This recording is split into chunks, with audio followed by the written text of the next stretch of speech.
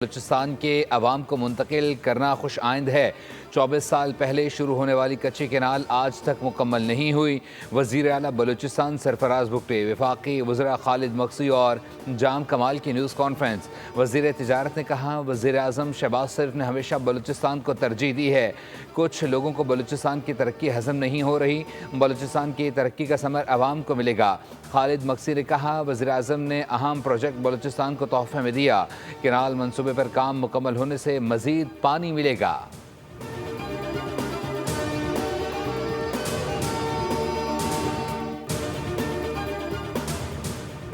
ملک کے کسی کونے سے ڈیفالٹ کی آواز نہیں آ رہی۔ شہباز شریف کی ٹیم کی محنت کی وجہ سے معیشت بہتر ہوئی۔ پاکستان میں مہنگائی کم ہوئی، ترسیلات زر میں ریکارڈ اضافہ ہوا۔ وزیر اعلیٰ پنجاب مریم نواز کا لاہور میں تقریب سے خطاب، کہا ماضی میں جو حالت انوائرمنٹ ڈپارٹمنٹ کی تھی وہی پنجاب کی بھی تھی۔ 4 سال پنجاب میں ایک حکومت رہی، اپنے کوریڈور بناتے رہے، خزانے بھرتے رہے۔ آج 1 سال میں پاکستان کے حالات بدل گئے۔ عالمی ادارے پاکستان کی ریٹنگ بہتر بتا رہی ہیں۔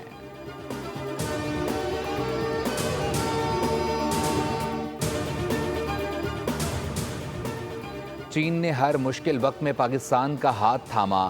IMF کے پروگرام کے لیے بھی چین نے پاکستان کی مدد کی۔ اہم مواقع پر چین نے لازوال کردار ادا کیا۔ وزیر اعظم شہباز شریف کا طلبہ کو چین بھیجنے کے پہلے مرحلے کی تقریب سے خطاب، کہا چین پاکستان کا برے وقت کا ساتھی ہے۔ UAE، سعودی عرب، قطر، کویت ہمارے بہترین دوست ہیں۔ چین جانے والے طلبہ دن رات کام کریں اور ٹیکنالوجی لے کر آئیں۔ پروگرام میں چاروں صوبوں گلگت بلتستان اور آزاد کشمیر کے بچے شامل ہیں۔ نوجوان اور تجربہ اکٹھا نہ ہونے تک ترقی کا فقدان رہے گا۔ پاکستانی طلبہ بیجنگ اور اسلام آباد کے درمیان پل کا کردار ادا کریں گے۔